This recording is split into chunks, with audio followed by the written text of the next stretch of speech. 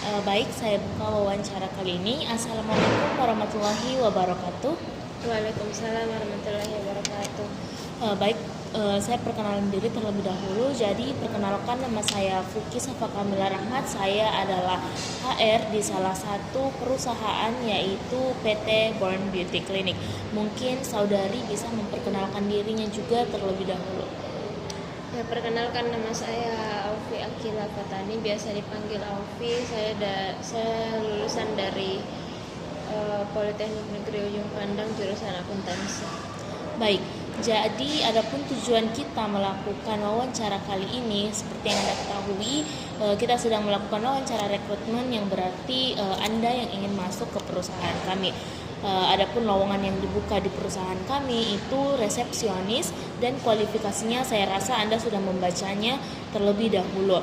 Karena Anda sudah bisa sampai di tahap wawancara kali ini.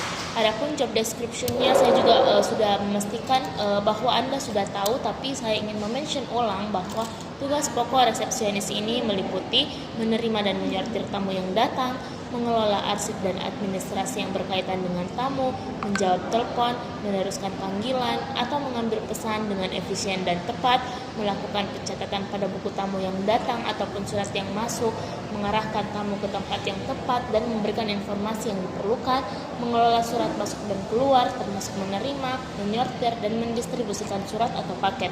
Dan tidak lupa tugas resepsionis ini juga sangat penting, yaitu mengatur jadwal pertemuan antar tamu dengan pihak perusahaan. Resepsionis juga ini harus memiliki pengetahuan umum karena dia harus berinteraksi dengan banyak orang. Jadi dia harus mengetahui budaya, baik itu budaya, kebiasaan, dan bangsa tamu yang datang. Baik, jadi saya sudah melihat CV Anda. Saya lihat bahwa Anda mengikuti banyak kegiatan ya. Anda juga melatih skill-skill Anda di kampus Anda. Jadi saya ingin bertanya, pasti Anda bekerja kelompok atau bekerja sama dengan orang lain, baik itu di himpunan Anda maupun di kuliah Anda. Coba ceritakan pengalaman Anda saat bekerja sama dengan orang lain. Jadi pengalamannya itu kemarin saya bekerja sama untuk merealisasikan suatu program kerja yang akan kita buat untuk periode kedepannya. Jadi ada beberapa program kerja yang akan kami lakukan untuk kedepannya, dan itu sama-sama kita harus realisasikan bagaimana caranya agar bisa terselesaikan dengan baik sesuai dengan rencana sebelum-sebelumnya, dan itu pun juga harus selalu melalui koordinasi. Baik, kalau boleh tahu kerjasama apa yang saudari lakukan? Kerjasama yang dilakukan itu adalah yang pertama tentunya untuk merealisasikan program kerja, terus bagaimana caranya kita bisa bersama-sama di dalam himpunan untuk merealisasikan semua kegiatan-kegiatan, baik itu acara kepanitiaan maupun apapun itu, yang jelas kita mempunyai kebersamaan untuk membangun itu semua. Oh ya, baik. Jadi bagaimana peran Anda saat kondisi tersebut terjadi? Perannya di situ mungkin kalau saya itu ikut membantu, turut ikut andil di dalam kegiatan tersebut. Jadi semuanya bisa bekerja dengan baik dan semaksimal mungkin agar agar tujuannya itu bisa tercapai ke depannya dengan bekerja sama, entah itu ketua, sekretaris ataupun dan segala macam jajarannya. Yang jelas di situ kita mempunyai tujuan yang sama untuk mensukseskan sebuah acara. Baik, itu tadi peran Anda ya. Kalau tindakan yang Anda lakukan, apa yang tindakan Anda lakukan dalam situasi tersebut? Apakah Anda orangnya dominan, ataukah Anda orangnya hanya mendengarkan, listener, atau Anda yang mengarahkan? Bagaimana? Kalau itu tujuan sebenarnya di situ kan ada berbagai tingkatan. Mungkin kalau saya itu lebih ke arah mengkoordinir semua kegiatan-kegiatan, tapi tidak hanya mengkoordinasi, tetapi juga turut andil dalam kegiatan tersebut. Jadi tidak hanya membuat suatu perintah si ini akan mengerjakan ini dan yang lainnya akan mengerjakan itu, tetapi kita juga harus turut andil dalam kegiatan tersebut biar semuanya cepat terselesaikan dan sesuai dengan rencana. Ya, kalau boleh tahu bagaimana dampak atau pengaruh yang Anda dapatkan ketika melakukan tindakan tersebut seperti menyuruh orang untuk melakukan hal itu? Dampaknya itu semuanya menjadi terstruktur. Jadi orang yang ada di suatu himpunan itu tahu apa yang harus mereka lakukan, karena kan di situ yang lebih yang lebih berpengalaman kan sebenarnya kita. Jadi kita ini mengetahui bagaimana caranya agar bisa terrealisasikan. Jadi dengan kita uh, apa ya istilahnya, dengan kita membuat dengan kita menyuruh, bahasa kasarnya menyuruh, tapi kita tidak menyuruh saja, kita hanya ikut turut andil dalam kegiatan tersebut biar semuanya terselesaikan. Baik, jadi saya ingin tahu ketika Anda menyuruh orang tersebut, apakah bagaimana rata-rata respon yang Anda dapatkan? Apakah mereka semua mendengarkan atau ada mungkin yang acuh tak acuh? Untuk itu selama saya berhimpunan, mereka semua mendengarkan arahan dari atasan, dari yang lebih tua daripada mereka. Mereka mengerjakan apa yang kami perintahkan. Jadi kembali lagi ke tujuannya masing-masing. Kita kan punya tujuan yang sama untuk mensukseskan suatu kegiatan. Jadi walaupun mereka dengan suruhan, tapi mereka juga tetap gigih mengerjakan hal yang memang kita perintahkan. Tapi kembali lagi, kita tidak hanya memerintahkan si ini mengerjakan apapun itu dan yang lainnya, tetapi kita juga turut andil dalam kegiatan tersebut. Baik, apakah Anda pernah dihadapkan oleh peristiwa orang yang tidak mendengarkan perkataan atau suruhan saudari? Dia istilahnya dia acuh tak acuh dengan apa yang saudari suruhkan untuk kerjakan. Kalau dari saya pribadi, selama saya menjabat dan selama saya memerintahkan segala sesuatu, alhamdulillah mereka mengikuti apa yang saya arahkan. Jadi itu pun juga sebenarnya kalau tidak mengikuti apa arahan, sebenarnya itu yang membuat kegiatan itu menjadi terhambat. Jadi kita akan melakukan suatu kerjasama, entah yang memerintah dengan yang akan melakukan. Jadi bisa semuanya terlaksana dengan baik, tidak ada yang acuh tak acuh dengan perintah, semuanya berjalan dengan lancar. Baik, kan Anda banyak sekali nih kegiatannya. Ada himpunan, ada juga pasti di kelas, Anda juga saya lihat di CV Anda aktif dalam melakukan atau mengembangkan skill Anda. Menurut Anda adalah orang yang seperti apa? Apakah dalam interaksi sosial Anda pernah menjadi pusat perhatian? Menjadi pusat perhatian pastinya kalau kita kebetulan kan di himpunan itu saya bergabung di salah satu departemen di minat dan bakat, khususnya seni. Biasanya kan kalau kita menampilkan suatu bidang, pasti kan itu akan menjadi pusat perhatian. Jadi pasti saya pun pribadi pernah menjadi pusat perhatian di sebuah event atau apapun itu, ya seperti itu. Baik, kalau menurut Anda ini orangnya seperti apa? Saya ini orangnya bekerja keras, bisa turut andil dalam kegiatan apapun, terus juga saya bisa memanajemenkan waktu, ya seperti bisa diperhatikan lagi bahwa orang itu kalau berorganisasi, apalagi kita juga statusnya sebagai seorang mahasiswa, kita kan pasti harus mengetahui apa-apa saja tupoksi kita, entah itu harus mengikuti himpunan ataukah harus ke kelas. Jadi di situ kita akan menempatkan di mana tujuan kita sebenarnya. Di situ kita itu harus pintar-pintarnya saja dalam memanajemenkan waktu. Selain itu kita juga orang berorganisasi itu harus bisa bekerja di bawah tekanan, karena bisa kita lihat bahwa di organisasi itu seperti pengkaderan kan mungkin banyak enggak juga dibilang kekerasan, cuman dia memang betul-betul untuk mengkader seseorang untuk membangun pribadi yang lebih baik lagi untuk orang itu ke depannya. Jadi kita dikasih bekal-bekal Nah, oleh karena itu juga kita sebagai organisatoris itu harus bisa bekerja di bawah tekanan juga dan bisa lebih menghemat dan lebih mengefisienkan waktu. Baik, tadi Anda sudah mengatakan bahwa Anda ini pernah ya menjadi pusat perhatian di tempat-tempat sosial. Saya juga pernah lihat CV, saya juga lihat CV Anda bahwa Anda itu suka menari di berbagai tempat. Terus bagaimana peran Anda untuk menghadapi situasi tersebut? Peran itu tergantung, entahkah saya yang menjadi pusat perhatian, ataukah saya yang menjadi penarinya, ataukah saya yang akan mengurus penarinya. Itu tergantung. Untuk peran tersendiri, misal saya sebagai saya yang akan menampilkan suatu karya seni, atau bisa dibilang saya menampilkan tarian itu, di situ saya hanya dibantu untuk merias wajah, entah itu merias wajah atau dalam berpakaian juga. Jadi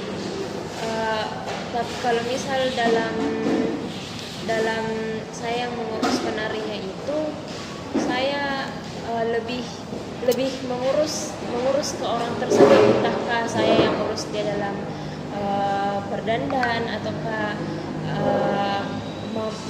pakaian. Itu sebenarnya tergantung lagi dari situasi dan kondisinya. Baik, terus apa hasil yang Anda dapatkan ketika hal tersebut yang Anda bilang itu Anda lakukan? Hasilnya tentu cukup memuaskan.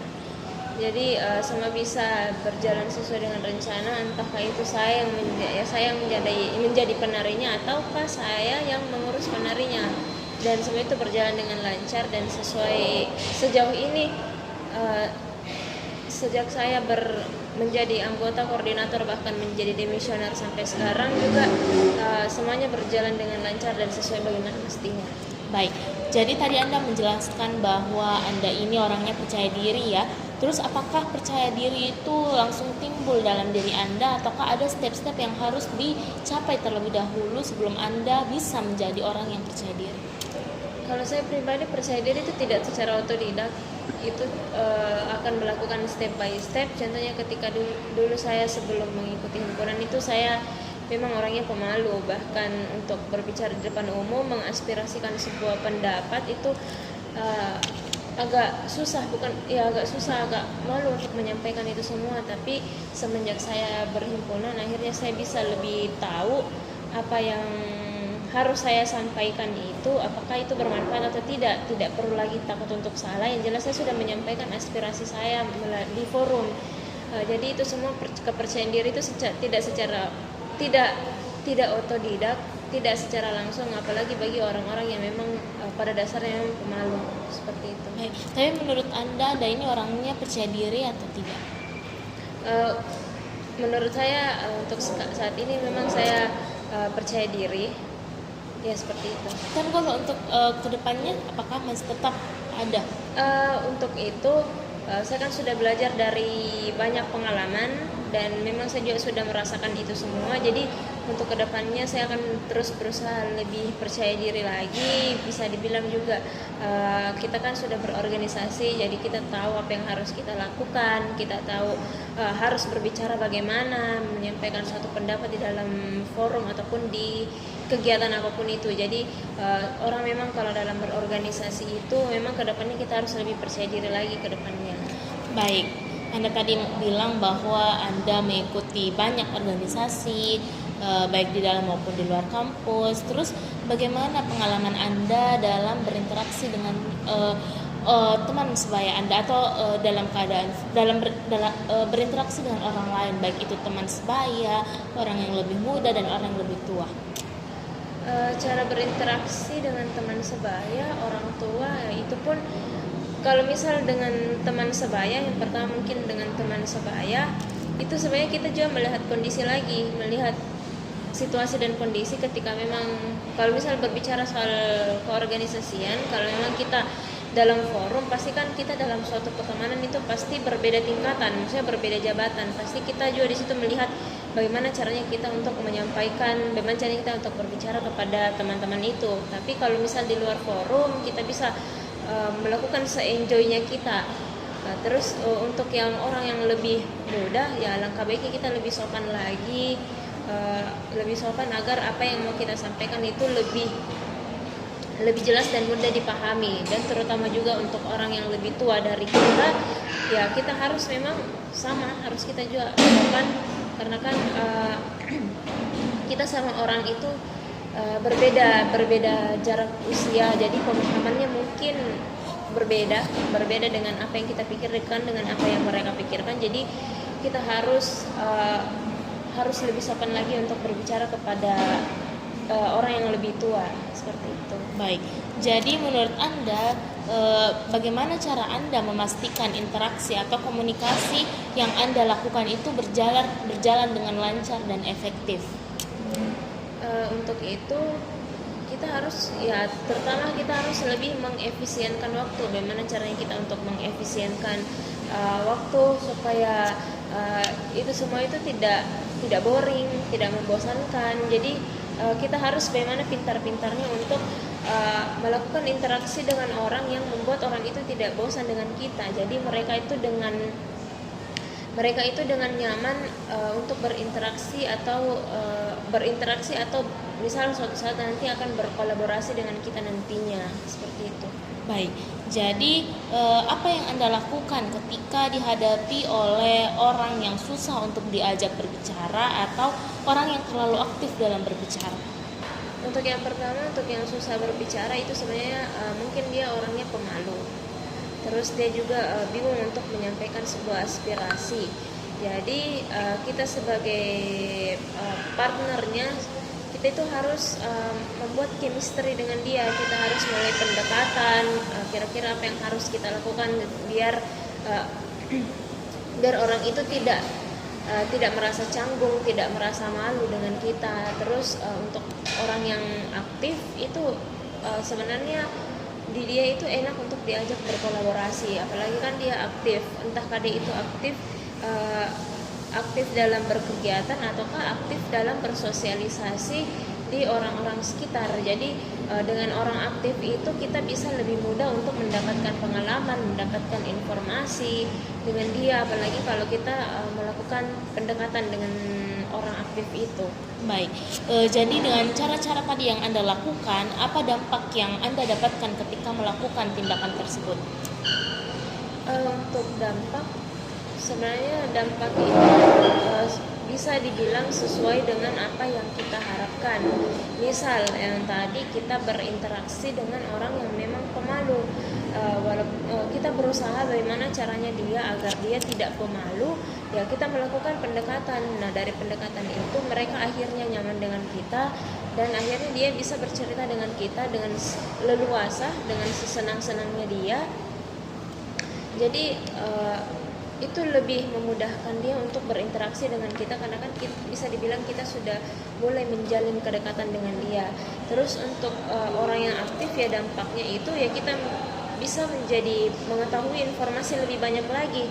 Jadi dengan orang aktif itu kan entahkah dia aktif dalam berorganisasi, aktif dalam berinteraksi dengan orang-orang sekitar di bagian eksternal, pastinya kan kita lebih mudah untuk mendapatkan informasi lagi di dia, bagaimana apa-apa saja yang harus kita pelajari dari orang tersebut. Jadi banyak sekali dampak yang bisa kita ambil dari orang aktif maupun yang memang orang yang introvert, seperti itu. Baik, jadi saya ingin memberikan Anda kasus, misalnya Anda keterima menjadi resepsionis di perusahaan klinik kecantikan ini. Terus ada yang datang marah-marah kepada Anda karena ekspektasinya tidak sesuai dengan apa yang pasien itu harapkan. Terus apa yang Anda lakukan sebagai resepsionis yang menjadi muka dari perusahaan? Ya, yang pertama itu kita mencari tahu dulu akar permasalahannya itu seperti apa. Kita mencari tahu memang apa yang membuat orang tersebut yang tidak enak. Ya, jadi dengan seperti itu kita bisa mengetahui sebenarnya apa yang terjadi, apa yang menjadi ekspektasi dan apa yang menjadi faktanya sekarang. Jadi dengan adanya kita ketahui itu, kita bisa memecahkan suatu masalah apa yang mereka inginkan dan bisa kita tanggulangi secara bersama. Dan mungkin alangkah baiknya kita kita berbicara dengan orang tersebut tidak menggunakan dengan emosi, menggunakan kepala dingin, karena ketika memang berhadapan dengan emosi itu semua kita tidak bisa berpikir dengan jernih. Jadi kita harus mencari tahu masalahnya itu apa yang mereka inginkan dan apa yang terjadi, dan tidak berbicara dengan emosi, dan harus berbicara dengan kepala dingin. Baik. Terus apakah Anda pernah dihadapkan oleh peristiwa yang menurut Anda sangat menyenangkan? Coba Anda ceritakan peristiwa tersebut. Menyenangkan mungkin pada saat saya lulus kemarin, itu adalah suatu kebanggaan, karena tidak mudah bagi saya untuk mencapai suatu proses tersebut. Banyak sebenarnya huru-hara yang terjadi di belakangnya, entahkah itu dengan orang sekitar ataukah orang luar, entah itu bagi diri sendiri ataupun bagi orang lain. Itu sebenarnya banyak sekali huru-hara yang terjadi, dan akhirnya bisa mencapai suatu keinginan akhirnya. Ya, itu sebenarnya suatu perjalanan yang tidak mudah untuk menyelesaikan suatu studi sampai mendapatkan gelar hingga ya bisa dibilang wisuda, seperti itu. Baik. Bagaimana cara atau peran Anda untuk menghadapi peristiwa menyenangkan tersebut? Apa reaksi Anda? Reaksinya tentunya senang, bahagia, lega. Jadi seperti kayak suatu tali, tapi burung bukan tali sih, maksudnya burung yang dalam sangkar itu akhirnya mereka bisa terbang bebas. Jadi dari situ saya pun pribadi merasa cukup lega, karena bisa dibilang satu beban, satu pikiran itu sudah selesai untuk menyelesaikan itu semua. Walaupun memang perjalanannya itu tidak mudah, tidak jalan lancar sesuai yang orang lain lihat, seperti itu. Baik, apa yang Anda lakukan ketika dihadapkan oleh situasi tersebut? Bagaimana respon Anda? Bagaimana cara Anda untuk mengungkapkan perasaan senang yang tadi Anda bilang? Untuk mengungkapkan perasaan senang ya pastinya bersyukur. Alhamdulillah bisa sampai di titik ini. Alhamdulillah akhirnya bisa melewati ini. Ya pastinya kita juga bahagia dengan diri sendiri, dan pasti juga kita bisa berada di titik sekarang itu kita tidak sendiri. Pasti banyak campur tangan orang lain yang membuat kita bisa sampai sesukses sekarang, seperti itu. Baik, jadi apa dampak yang Anda dapatkan ketika melakukan tindakan tersebut? Seperti lebih bersyukur, lebih berterima kasih kepada diri sendiri. Apa dampak yang Anda rasakan? Dampaknya itu sebenarnya kurang lebih bisa dibilang lega, alhamdulillah, senang. Ya, itu sebenarnya salah satu cara untuk mengekspresikan bagaimana kita kemarin, maksudnya bagaimana itu adalah salah satu cara bagaimana kita bisa membuat diri kita sendiri bahagia. Jadi ya seperti itu. Baik, terus tadi kan peristiwa menyenangkan. Apakah Anda pernah dihadapkan oleh peristiwa yang membuat Anda sangat sedih? Coba Anda ceritakan peristiwa tersebut. Peristiwa yang sangat sedih enggak. Kalau sangat sedih enggak juga, cuman dibilang bisa itu dibilang momen yang kurang mengenakan. Memang waktu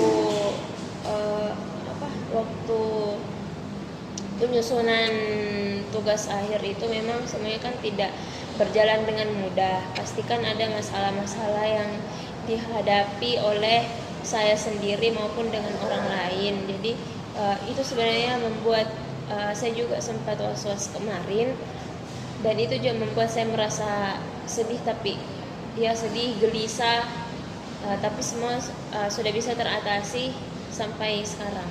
Baik, bagaimana cara atau peran Anda untuk menghadapinya? Bagaimana cara Anda untuk mengungkapkan perasaan sedih tersebut?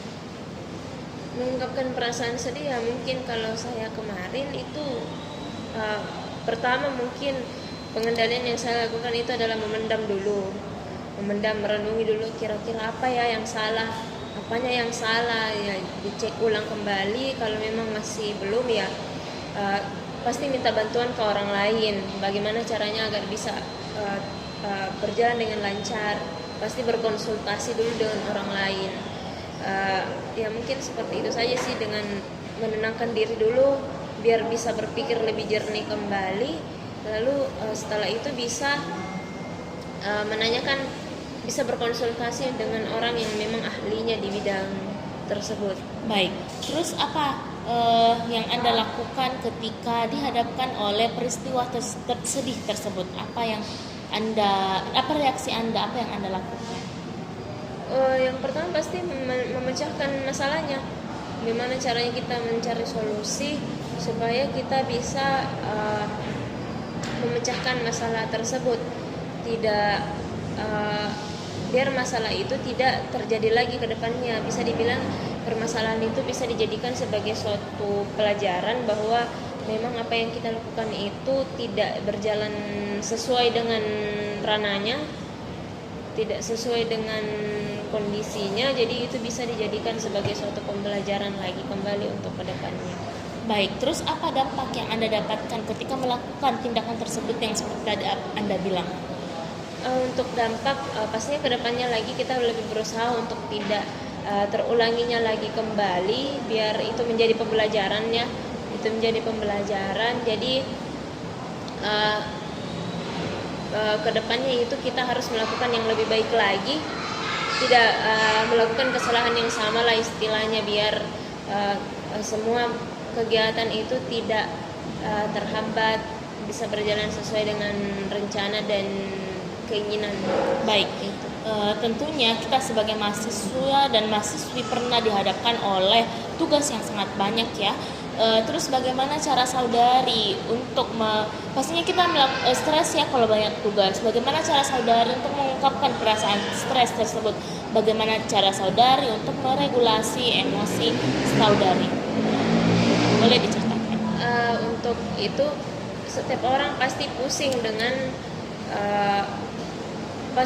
dengan suatu pekerjaan atau suatu tugas. Nah, maka dari itu kalau saya itu sebelumnya saya bisa melakukan dulu peregangan dari diri saya sendiri, jadi bisa lebih menetralisir lah kalau misal kita pusing, entah itu pusing karena tugas, pusing karena tugas akhir, atau pusing dengan suatu organisasi atau apapun itu. Jadi bisa dibilang healing dulu lah sebentar. Jadi dari healing itu kita bisa merefresh lagi kembali, oh kita sudah meluapkan apa yang kita rasakan kemarin dengan healing itu. Jadi dengan healing itu kita bisa berpikir dengan jernih ke depannya, bagaimana cara menghadapi tugas-tugas yang banyak ini, seperti itu. Baik, terus bagaimana cara Anda menyelesaikan tugas di saat banyaknya tugas yang menumpuk yang lain? Bagaimana cara Anda untuk menyelesaikan di antara banyaknya tugas ini? Caranya itu pastinya bekerja sama dengan teman, apalagi bisa dibilang kalau tugasnya itu banyak, jadi kita bisa bersama-sama ngumpul di suatu rumah atau ngumpul di kafe. Dan tapi untuk kemarin itu saya lebih banyak berkumpul sama teman-teman di rumah salah satu teman, sampai biasa kita mengerjakan dari pagi, biasa ketemu pagi, tidak tidur karena tugas tersebut. Jadi kita sama-sama untuk menyelesaikan itu, bagaimana caranya kita membagi siapa yang kerja ini, siapa yang kerja ini, siapa yang kerja ini, biar semuanya itu bisa terselesaikan dengan baik. Apalagi kalau misal deadline-nya itu semua bersamaan, pasti kita sebagai mahasiswa juga pusing bagaimana caranya untuk menyelesaikan ini semua dalam kurun 1 hari, tapi dengan tugas yang sangat banyak. Pastinya ada kerjasama dengan teman-teman. Baik, itu. Jadi Anda itu sangat senang bekerja sama dan kerja tim ya. Terus bagaimana time management Anda dalam mengatur banyaknya tugas yang Anda punya? Kalau itu tergantung lagi dari deadline-nya itu seperti apa.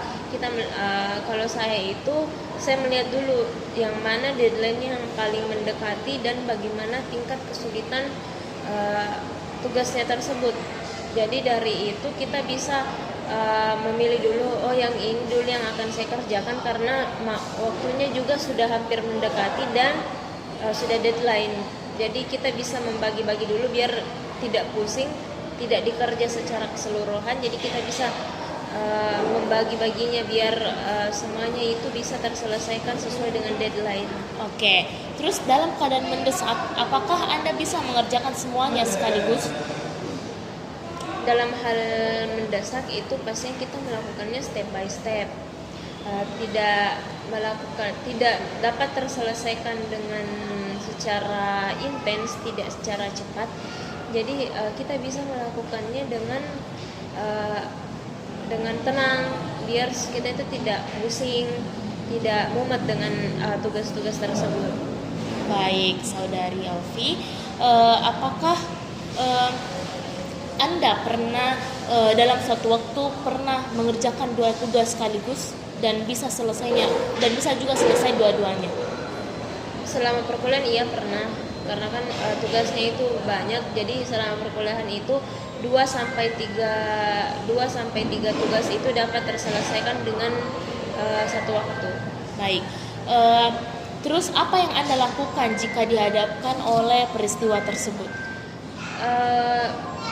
Pastinya kita manusiawi ya, buru-buru bagaimana caranya bisa terselesaikan, tapi dengan terburu-buru itu kita harus memastikan apakah ini jawabannya itu sesuai dengan yang arahan atau tidak. Tapi kita harus memang lebih mendetail lagi, kita harus detail bagaimana caranya biar semuanya itu bisa berjalan bersamaan, tapi dengan jawaban dengan hasil yang memang sangat memuaskan dan tepat, istilahnya cepat dan tepat, seperti itu. Baik, terus apa hasil yang Anda dapatkan ketika melakukan hal tersebut? Hasilnya itu pasti selesai. Sejauh ini belum ada, bukan sejauh ini sih, maksudnya sampai saya lulus juga saya tidak, alhamdulillah tidak pernah mengumpulkan tugas dengan terlambat, walaupun banyak tapi semua bisa terselesaikan. Baik, jadi tugasnya itu bisa terselesaikan dan dengan baik ya kerjaannya. Terus bagaimana pengalaman Anda saat Anda berada di situasi harus menolong atau melayani orang lain? Menolong atau melayani orang lain. Anda pernah dihadapkan oleh situasi seperti itu? Coba Anda ceritakan. Untuk melayani mungkin kita harus melayani dengan baik, harus dengan ramah, biar orang juga itu bisa memperlakukan kita dengan baik. Jadi kita harus sopan, santun dengan orang yang memang ingin melayani. Dengan kita lama, kita bisa dengan kita ramah, kita bisa berkomunikasi dengan dia dengan baik, seperti itu. Baik, baik berarti kita harus sopan dan santun. Berarti pada orang ya, supaya kita juga bisa mendapatkan feedback yang baik. Terus apa yang Anda lakukan dalam situasi yang mendesak? Bagaimana cara Anda untuk menolong seseorang? Dalam situasi mendesak ya pastinya kita harus menolong seseorang. Itulah bisa dibilang berperi kemanusiaan, dan kita memang harus menolong orang karena bisa jadi suatu saat kita yang akan membutuhkan pertolongan orang tersebut. Jadi kita harus menolong seseorang bila orang tersebut membutuhkan bantuannya kita. Terus bagaimana kalau keadaan mendesak, kita juga butuh bantuan kepada diri kita, terus ada juga orang lain yang butuh bantuan, apa yang Anda lakukan? Kalau saya pribadi itu saya menyelesaikan apa yang harus saya selesaikan dulu. Ya, misal saya harus bisa menyelesaikan masalah dalam diri saya terlebih dahulu, baru saya bisa untuk membantu orang lain, seperti itu. Baik, terus apa yang Anda lakukan jika Anda dihadapkan oleh orang yang sulit untuk Anda? Bisa diulang? Apa yang Anda lakukan jika Anda dihadapkan oleh orang yang sulit? Untuk orang yang sulit, ya pastinya kita harus melakukan pemahaman lebih lagi ke dia. Mungkin mungkin dia dalam menangkap sesuatu itu lama kan, cara tangkapnya orang itu pasti kan berbeda-beda. Jadi kita mungkin bisa memberikan penjelasan lebih lagi ke dia bagaimana caranya agar dia bisa memahaminya dengan baik. Baik, terus apa pengaruh dari tindakan Anda tersebut dengan memahami dan memberikan pengertian kepada orang? Apa pengaruh dari tindakan Anda? Pengaruhnya itu akhirnya dia bisa lebih mengerti lagi dengan apa yang kita berikan informasi ke dia, jadi itu semua tidak sia-sia. Baik, mungkin ini pertanyaan ini sedikit live di menurut kakak, dan kakak mungkin sudah mempersiapkan jawaban dari pertanyaan ini karena sering kita temui pertanyaan ini di berbagai wawancara-wawancara rekrutmen. Jadi saya ingin tahu apa kekurangan dan kelebihan yang saudari miliki. Karena dari kelebihan, saya sangat terbiasa. Saya bisa juga bekerja di bawah tekanan karena sebelumnya di organisasi juga kita bekerja di bawah tekanan.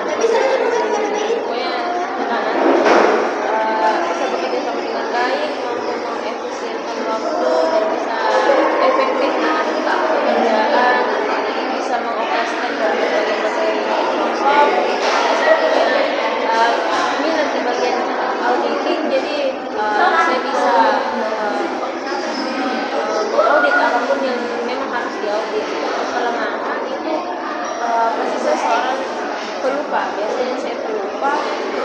Menanggulangi itu biasanya saya membuat checklist dan saya berikan contoh agar saya tidak melupakan pekerjaan itu. Jadi pasti setiap orang memang mempunyai kekurangan dan ya kelebihan saya seperti itu yang tadi, dan kekurangan ya mungkin saya biasanya orangnya melupa apapun itu tidak apa betul pokoknya biasanya saya memang melupa, jadi harus ada penanggulangan apabila memang ada kelemahan. Baik, saudari Elvi, jadi tadi itu pertanyaan terakhir dari rentetan pertanyaan yang saya ajukan. Saya menyatakan bahwa wawancara ini telah selesai. Saya juga memberikan semangat bagi saudari untuk semoga bisa bekerja di sini dan semoga bisa keterima di perusahaan kami, yaitu Born Beauty Clinic. Saya mengucapkan banyak-banyak terima kasih kepada saudari Elvi. Saya tutup wawancara kali ini. Wassalamualaikum warahmatullahi wabarakatuh. Waalaikumsalam warahmatullahi wabarakatuh.